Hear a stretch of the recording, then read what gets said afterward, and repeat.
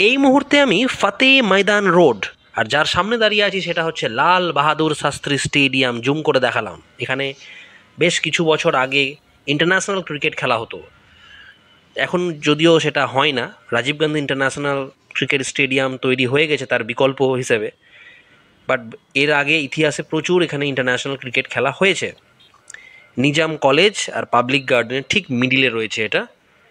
এরিয়াটা হচ্ছে নামপাল্লি, বাসিরবাগ, ফতে ময়দান রোড। এই যে পাবলিক গার্ডেন মানে পাবলিক পার্ক, এটাও খুব সুন্দর, যদিও যেতে পারিনি আমি। আর ঘুরতে ঘুরতে যা হয়, হঠাৎ ঝমঝমিয়ে বৃষ্টি নেমে গেল, হট অ্যান্ড হিউমিড ওয়েদার ছিল।